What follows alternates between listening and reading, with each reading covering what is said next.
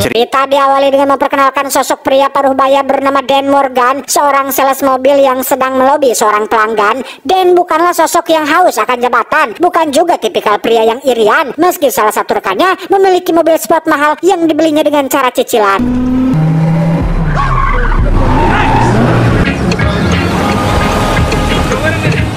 Hari ini adalah hari jadi pernikahan Dan yang ke-25.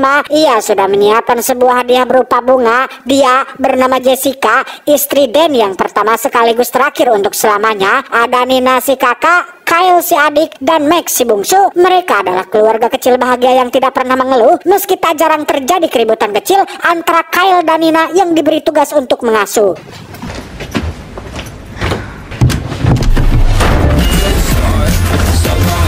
Dan ya, Kyle si adik ternyata diam-diam adalah seorang gamer yang sering menyewa komputer milik temannya hanya untuk bermain game kesukaannya, yaitu game Valorant. Bahkan Kyle sudah punya pen sendiri berkat kelihayannya dalam main tembak-tembakan tersebut.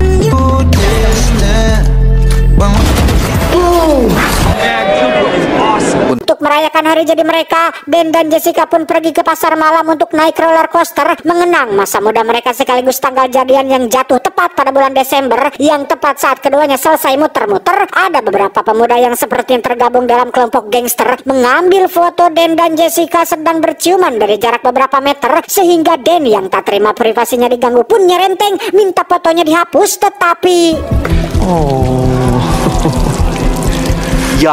ingin rasanya Dan menghajar pemuda pelontong ini, di mana Jessica yang tak ingin terjadi keributan pun meminta suaminya untuk pergi dan jangan diladeni. Yang karena Dan bukanlah orang yang terlalu pemberani, ia pun menuruti permintaan Jessica yang mengajaknya pergi meninggalkan tempat ini. bye Dan. Insiden barusan membuat Dan menjadi kepikiran, sebegitu lemahkah diriku, tidak punya harga diri untuk melawan pembuli. Dan yang sadar sudah jadi bapak-bapak pun tak punya pilihan lain selain hidup normal, tanpa perlawanan dan tanpa aksi yang memicu adrenalin. New record. Dibandingkan suaminya, Jessica nyatanya lebih peduli terhadap perlindungan diri. Itulah yang menjadi alasan Jessica ikut kelas boxing, yang di situ ia tak sengaja mendapatkan teman baru sesama ibu-ibu bernama Gwen yang langsung akrab ngobrol di hari pertama berkenalan. Thank you. Thank you. Tepat di saat bersamaan, Dan justru terlihat melakukan tugas belanja bersama si bungsu. Ia nampak mencurigai seorang pembeli yang terus mengikutinya sedari tadi. Di mana momen ini akan menjadi momen penguakan jati diri Dan yang sesungguhnya, karena ternyata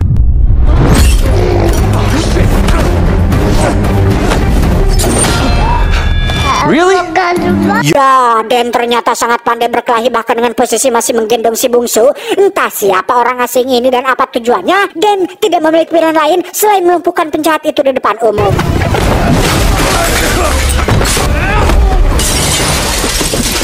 Dari sini, atmosfer dan aura Dan pun seketika berubah dari seorang bapak-bapak komplek yang kalem menjadi sosok brutal yang terburu-buru. Masih belum diketahui siapa Dan sebenarnya dan bagaimana asal-usulnya, tapi yang pasti, ia harus secepatnya pergi membawa keluarganya sejauh mungkin setelah penyamarannya berhasil terbongkar. From here on in. Dia bernama, kita panggil saja Samsul, orang yang mengetahui jati diri dan sekaligus orang yang memiliki skill untuk membuatkan identitas palsu, di mana Dan meminta Samsul untuk buatkan paspor dan identitas palsu untuk dirinya dan keluarga, dan tunggu di Las Vegas sampai dia dan keluarganya tiba di sana. Meet me in Vegas in 3 days.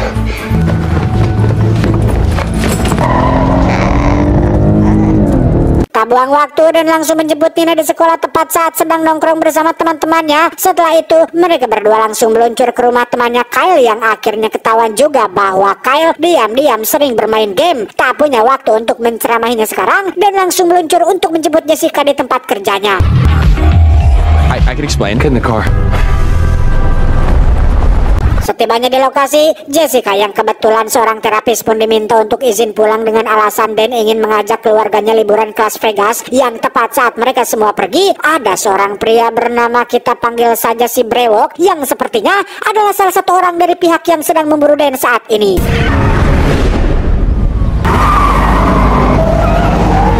Disinilah kita akan diperlihatkan dengan momen menarik ketika Dan berusaha menghindari kejaran si brewok bertampang ketus, sekaligus harus meredam kecurigaan keluarganya yang terus-menerus bertanya-tanya tentang kenapa kok kamu tiba-tiba melakukan manuver-manuver edan seperti Fast and Furious, di mana Dan beralasan bahwa dirinya memang sedang mencoba meniru gaya Dominic Toretto yang selalu memasang muka serius.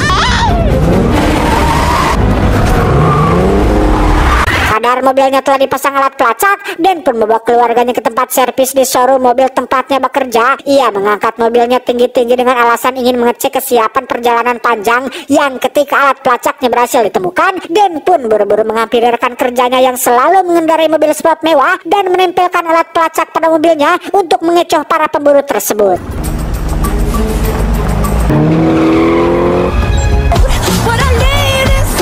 Beberapa jam kemudian Dan dan keluarga terlihat sudah menempuh kurang lebih seperempat perjalanan, di mana hal mengejutkan terjadi ketika Dan sekonyong-konyong membuang ponsel milik anggota keluarganya dengan maksud untuk mencegah upaya pelacakan yang dilakukan oleh para pemburu. Namun di depan anak dan istrinya, Dan beralasan bahwa ponsel adalah satu dari sekian banyak penyebab kurangnya komunikasi antara sesama individu, sehingga apa yang dilakukannya barusan adalah bentuk kepedulian seorang kepala rumah tangga yang ingin menjaga keharmonisan keluarganya. Suara saya habis.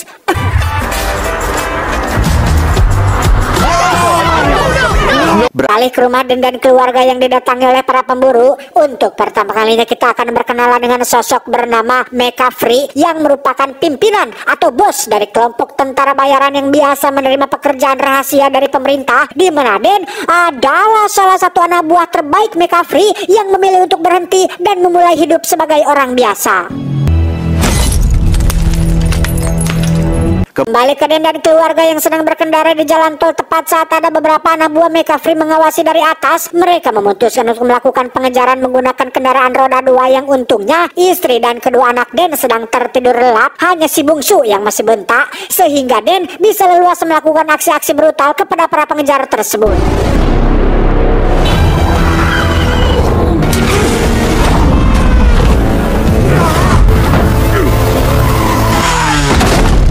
Tiba di sebuah kota bernama Iowa yang kebetulan merupakan kota tempat universitas favorit Nina berada, sekaligus kampus tempat pacarnya Nina kuliah juga di sana. Dan yang butuh istirahat dan tempat sembunyi sementara pun setuju dengan ajakan Nina untuk mengunjungi kampus tersebut. Yang setibanya di sana, kebetulan ada semacam perayaan yang diisi dengan acara minum bir dan pesta-pesta, di mana Jessica sempat digoda oleh salah satu mahasiswa yang mengajaknya minum bir tanpa tahu jika Jessica adalah seorang ibu yang sedang menggendong bayi, sehingga Hey, sexy, you want me to show you how to do a keg stand? Saat sedang keliling kampus dan mencurigai seorang pria Jerman yang sedang membawa koper misterius, ia pun izin untuk menyingkir pergi ke perpus. Yang alangkah tensinya seorang Dan saat mencurigai pria yang salah, karena ternyata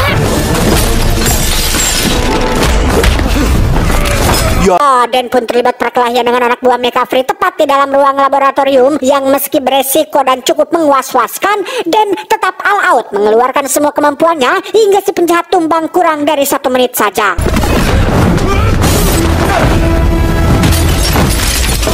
Nina sendiri terlihat pergi ke asrama laki-laki dengan maksud untuk menemui pacarnya, yang betapa sakitnya hati Nina saat menyadari jika pacarnya ternyata sudah punya cewek baru dan kebetulan baru saja selesai melakukan proses reproduksi, sehingga Nina yang atit pun langsung pergi sambil ciremai air mata.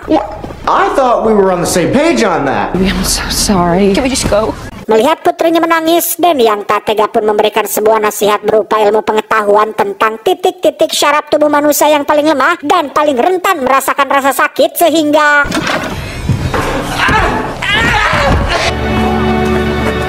selesai dengan si sulung Nina, kini giliran Kyle yang selalu murung karena tidak bisa main game, sehingga untuk membuatnya ceria, Dan mengajak Kyle untuk main tembak-tembakan di zona permainan, dengan Kyle yang sangat amat percaya diri bisa menang mudah melawan ayahnya, tanpa tahu jika hal tersebut adalah makanan sehari-hari ayahnya ketika dulu masih bekerja. You just pull the trigger? Oh, I got lucky there. Semakin dekat dengan Las Vegas dan akhirnya bisa menyatukan kembali keakraban keluarganya, kini mereka nampak lebih ceria, lebih banyak ngobrol antara satu sama lain, yang hal itu sudah sangat jarang terjadi akhir-akhir ini.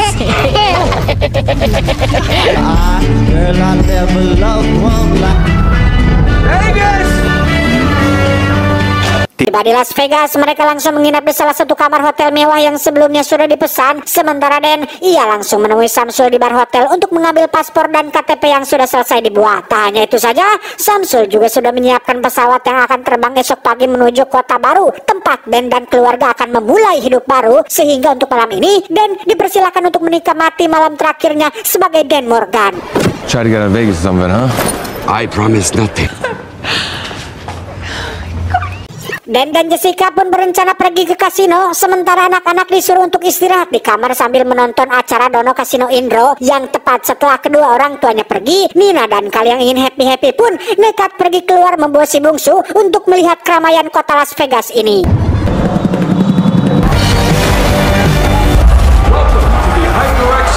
Mereka pun pergi ke sebuah acara e-sport yang kebetulan sosok Kyle rupanya sudah tidak asing lagi bagi para gamer di sana. Bahkan Kyle diminta untuk tampil pada pertandingan yang sedang berlangsung saat itu. Team Valkyrie! Take a seat, Killboy.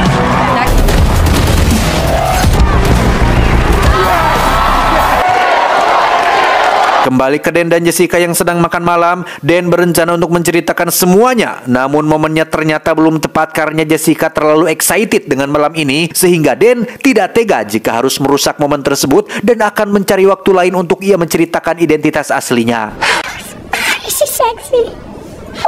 Selesai makan malam, keduanya pun bermain judi di salah satu kasino, di mana Dan yang khawatir dengan anak-anak pun memutuskan untuk menelepon kamar. Namun karena tidak ada yang mengangkat, ia dan Jessica pun segera kembali ke kamar untuk memastikan mereka masih ada di sana. Oh, Jess, wait. Setibanya Di kamar, Jessica melihat anak-anak sudah tertidur, padahal itu hanyalah bantal dan guling yang ditutupi dengan selimut. Jessica yang sedang ingin pun meminta Dan untuk tunggu di luar, sementara dia akan bersiap-siap. Yang tepat saat Jessica sedang memutar musik romantis dan mengeluarkan asap pelipur suasana, muncullah laser yang tepat mengarah ke si Dan dan tiba-tiba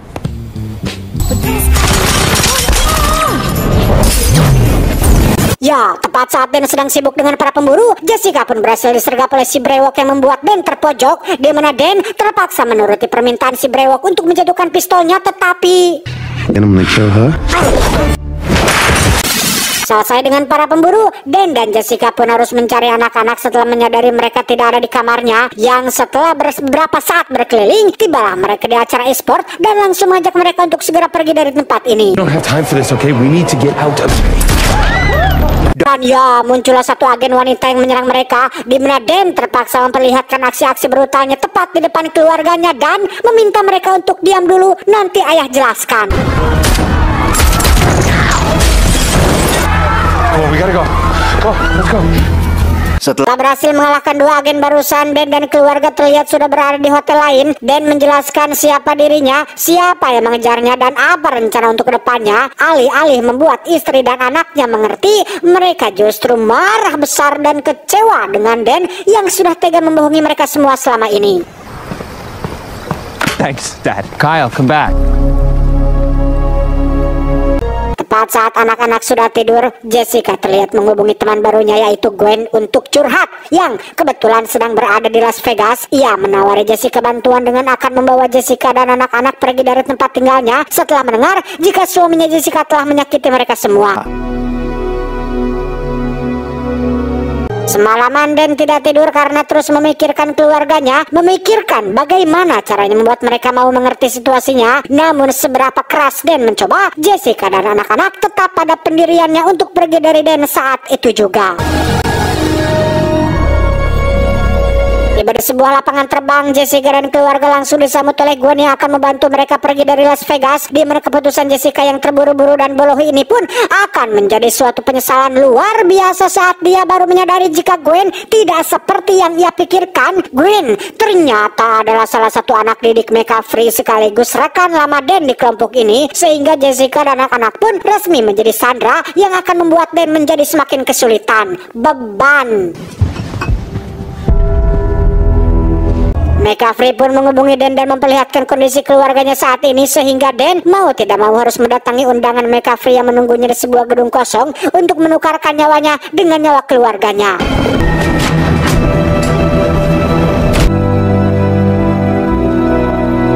Setibanya di lokasi untuk pertama kalinya setelah sekian tahun, dan akhirnya bertemu lagi dengan sosok McCaffrey yang ternyata adalah ayah kandungnya Dan. Yang hal itu cukup membuat Jessica dan anak-anak terkejut dengan rahasia yang lagi-lagi disembunyikan oleh Dan. McCaffrey hanya ingin Dan, putra semata wayangnya, kembali aktif dalam bisnis keluarga ini, yang karena Gwen mengancam akan menembak Anna dan istrinya, Dan tidak punya pilihan lain selain menuruti kemauan ayahanda jahatnya tersebut. I'll do it. Okay.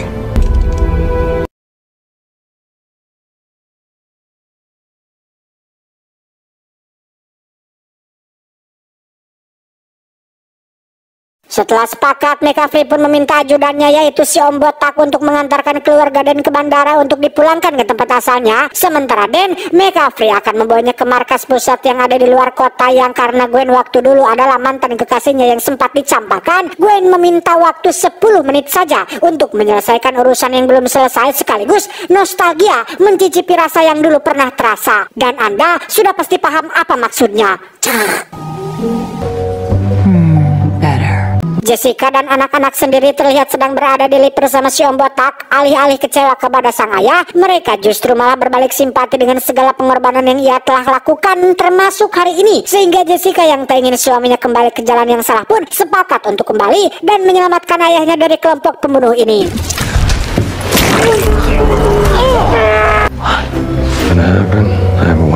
Dan alangkah terkejutnya mereka semua ketika melihat Dan sedang ditumpahkan oleh Gwen, di mana Dan langsung menggunakan jurus cubit naga pada titik syaratnya untuk membuat Gwen tak sadarkan diri.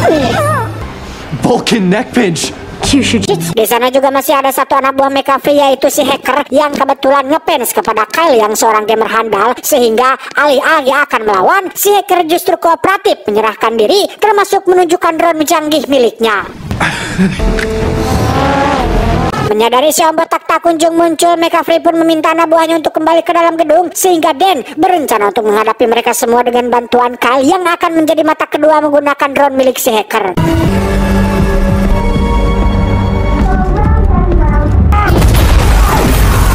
Dan ya, anak buah McCaffrey pun mendapat kejutan berupa ledakan yang disiapkan oleh Dan, di mana mereka sempat berbincang mengenai apakah McCaffrey akan berubah pikiran atau tidak. Yang karena McCaffrey dan antek-antek akan gas terus tanpa mundur sedikit pun, maka Dan langsung mengatakan, jangan salahkan Pak Broto apabila kalian semua akan menangis minta ampun atas nyawa kalian sendiri. Let him have it.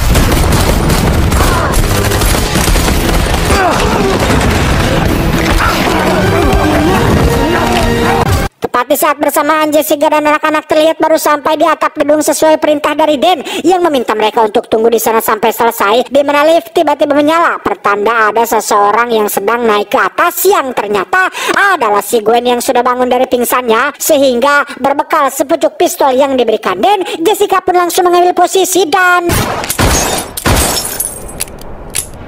Ya, harap dimaklum, Jessica hanyalah wanita biasa yang tidak punya taktik, sehingga ketika pelurunya habis, barulah Gwen muncul untuk melakukan adu jotos, yang karena 1 bulan terakhir ini Jessica rutin latihan boxing. Ia pun dengan percaya dirinya bisa menang melawan si Gen, tetapi...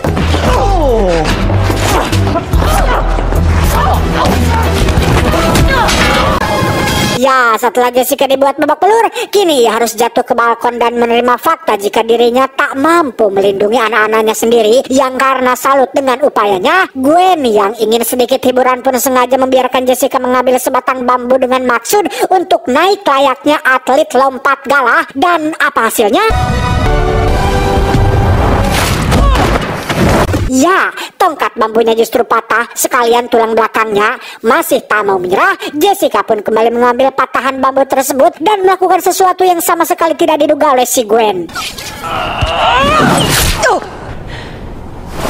Setelah Gwen pupus, kita akan kembali ke Dan yang masih berjibaku dengan sisa-sisa pasukan yang berkat pelatihan dan didikan keras McCaffrey waktu kecil, dan bisa dengan mudah membantai mereka semua sesuai dengan perkataannya di awal.